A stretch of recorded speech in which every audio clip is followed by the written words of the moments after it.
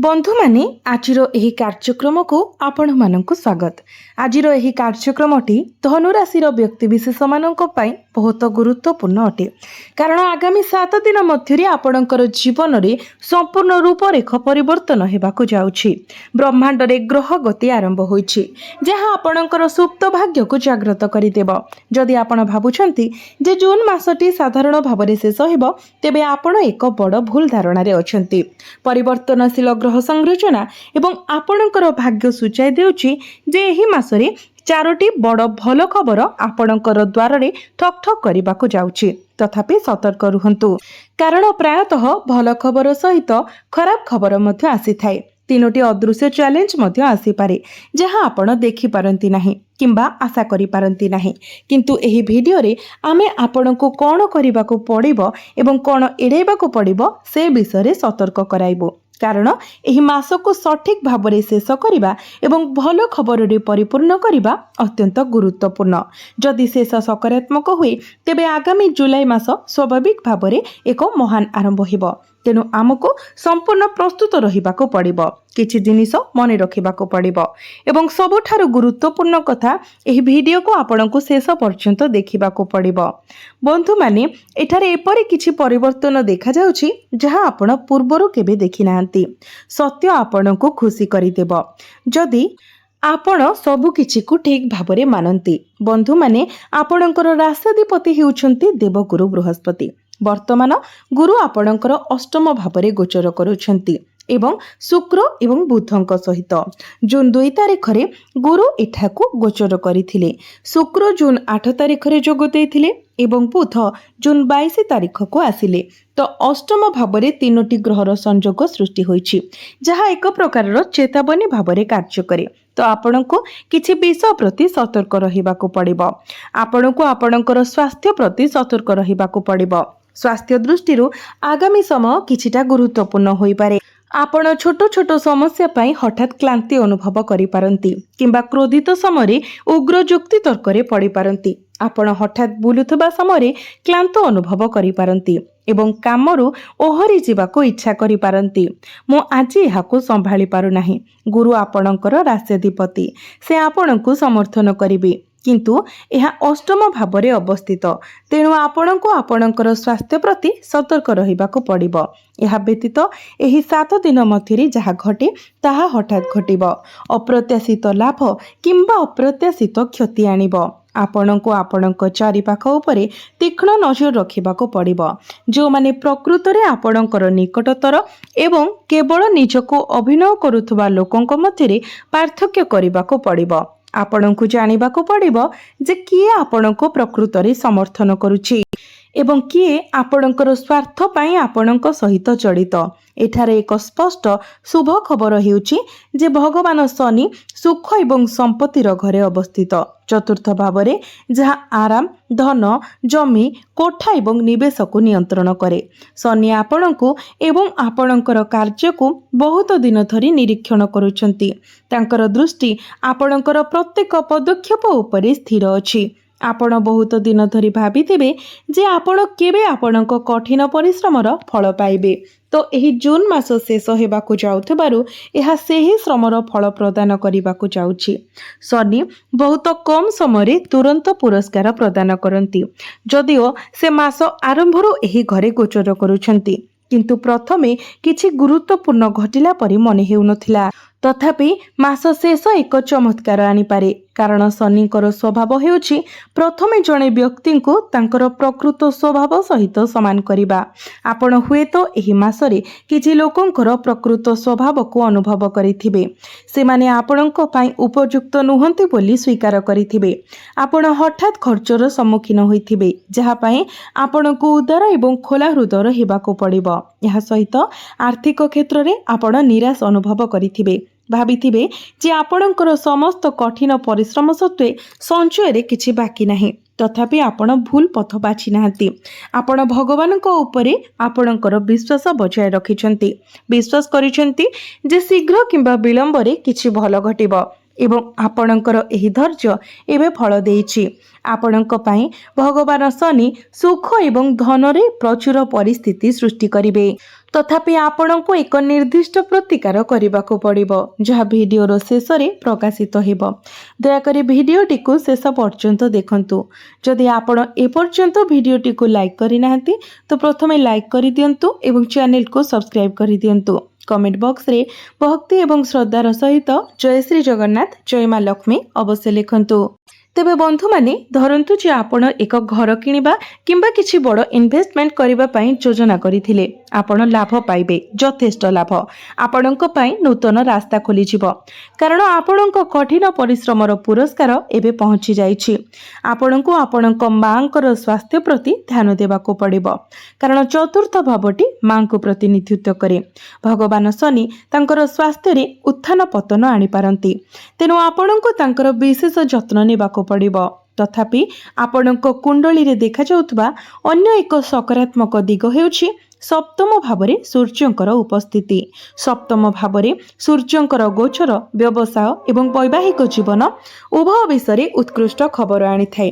ଏହି ଶୁଭ ଖବର କ'ଣ? ଯଦି ଆପଣ ଜଣେ ବ୍ୟବସାୟୀ, ତେବେ ସୂର୍ଯ୍ୟ ଆପଣଙ୍କ ମଧ୍ୟରେ ବିପଦ ନେବାର କ୍ଷମତା ସୃଷ୍ଟି କରିବେ। ଯଦି ଆମେ ଆଜିର ପ୍ରମୁଖ ବ୍ୟବସାୟିକ ବ୍ୟକ୍ତିବିଶେଷ କୋଟିପତିଙ୍କୁ ଦେଖିବା, ତ ଆଜିକାଲି ଲୋକମାନେ କୋଟିପତି ମଧ୍ୟ ହେଉଛନ୍ତି। ସେମାନଙ୍କ ସଫଳତାର ରହସ୍ୟ କ'ଣ? ସେମାନେ ଯାହା କରୁଥିଲେ ତାହା କରିନଥିଲେ। ସେମାନେ ବିପଦ ନେଇଥିଲେ ଏବଂ ପ୍ରକୃତରେ କିଛି ଅଲଗା କରିଥିଲେ। ବର୍ତ୍ତମାନ ସୂର୍ଯ୍ୟ ଆପଣଙ୍କୁ ବିପଦ ନେବାକୁ ସମାନ କ୍ଷମତା ପ୍ରଦାନ କରିବେ, ଯାହା ଆପଣଙ୍କ ପାଇଁ ଉତ୍ସାହର ଏକ ଲହରୀ ଆଣିବ। ଆପଣ ଆପଣଙ୍କ କାମ ବିଷୟରେ ଆତ୍ମବିଶ୍ୱାସ ମଧ୍ୟ ପାଇବେ। ତଥାପି ଆପଣଙ୍କ ପାଇଁ ଆପଣଙ୍କ ବୈବାହିକ ଜୀବନରେ କିଛି ଭୁଲ ବୁଝାମଣା ସୃଷ୍ଟି ହୋଇପାରେ, ମିସ୍ଅଣ୍ଡରଷ୍ଟାଣ୍ଡିଂ ହୋଇପାରେ। ବ୍ୟବସାୟ ବିଷୟରେ ଯେପରି ମୁଁ କହିଥିଲି, ସୂର୍ଯ୍ୟ ଆତ୍ମବିଶ୍ୱାସ ସୃଷ୍ଟି କରନ୍ତି ଏବଂ ସପ୍ତମ ଭାବ ମାଧ୍ୟମରେ ସମର୍ଥନ ପ୍ରଦାନ କରି ସକାରାତ୍ମକ ଶକ୍ତି ପ୍ରଦାନ କରନ୍ତି। ତଥାପି ସୂର୍ଯ୍ୟ ହେଉଛନ୍ତି ଅଗ୍ନିମୟ ଗ୍ରହ। ଏହା କେତେକ ସମୟରେ ଆପଣଙ୍କୁ ଆଗ୍ରେସିଭ୍ କରିପାରନ୍ତି, ଯାହା ସାମାନ୍ୟ କଥା ଉପରେ ହଠାତ୍ କ୍ରୋଧର ବିସ୍ଫୋରଣ ସୃଷ୍ଟି କରେ। ଆପଣ ଭାବିବେ ଯେ ସେମାନେ ମୋ ସହିତ ଏପରି କେମିତି କଥା ହୋଇପାରିଲେ, କିମ୍ବା ସେମାନଙ୍କର ସାହସ କିପରି ହେଲା। ଏଭଳି ଚିନ୍ତାଧାରା ସହିତ ଆପଣ ପ୍ରତିକ୍ରିୟା ଦେଇପାରନ୍ତି। ଆପଣ ଛୋଟ ଛୋଟ ପ୍ରସଙ୍ଗରେ ଅପମାନିତ କିମ୍ବା ଅସମ୍ମାନିତ ଅନୁଭବ କରିପାରନ୍ତି, ସହଜରେ ବିରକ୍ତ ହୋଇପାରନ୍ତି ଏବଂ ପରିବାର ସଦସ୍ୟ କିମ୍ବା ଆପଣଙ୍କ ଜୀବନସାଥୀଙ୍କ ଉପରେ ଆପଣଙ୍କର କ୍ରୋଧ ପ୍ରକାଶ କରିପାରନ୍ତି। ଆପଣ ଏପରି ଆଚରଣ ପ୍ରଦର୍ଶନ କରିପାରନ୍ତି, ତେଣୁ ଆପଣଙ୍କର ଆବେଗକୁ ନିୟନ୍ତ୍ରଣରେ ରଖିବାକୁ ଚେଷ୍ଟା କରନ୍ତୁ। ଦ୍ୱନ୍ଦ୍ୱ ଏବଂ ସମ୍ପର୍କରେ ଦୂରତା ଗୁରୁତ୍ୱପୂର୍ଣ୍ଣ ମାନସିକ କଷ୍ଟ ସୃଷ୍ଟି କରେ, ଯାହାଫଳରେ କାମ ଉପରେ ଧ୍ୟାନ ଦେବା କଷ୍ଟକର ହୋଇପଡ଼େ। ମନେ ରଖନ୍ତୁ, ଏହି 7 ଦିନ ଆଗାମୀ ମାସ ପାଇଁ ଆପଣଙ୍କର ଭାଗ୍ୟକୁ ପରିବର୍ତ୍ତନ କରିବାର ସମ୍ଭାବନା ରଖେ। ଯଦି ଆପଣ ଏବେ ସମ୍ପୂର୍ଣ୍ଣ ପ୍ରସ୍ତୁତ ହୁଅନ୍ତି, ତେବେ ଆପଣଙ୍କୁ ଆଗାମୀ ମାସ ବିଷୟରେ ଚିନ୍ତା କରିବାକୁ ପଡ଼ିବ ନାହିଁ। ଆଉ ଏକ ଉତ୍କୃଷ୍ଟ ବିକାଶ ହେଉଛି ଷଷ୍ଠ ଭାବରେ ମଙ୍ଗଳଙ୍କର ଉପସ୍ଥିତି। ପୂର୍ବରୁ ପଞ୍ଚମ ଭାବରେ ଥିବାରୁ ଜୁନ୍ 21 ତାରିଖରେ ମଙ୍ଗଳ ଏଠାକୁ ଚାଲି ଆସିଥିଲେ। ଷଷ୍ଠ ଭାବଟି ରୋଗ, ଋଣ ଏବଂ ଶତ୍ରୁର ଭାବ ହୋଇଥାଏ। ମଙ୍ଗଳ ହେଉଛନ୍ତି ଦେବତାମାନଙ୍କର ସେନାପତି।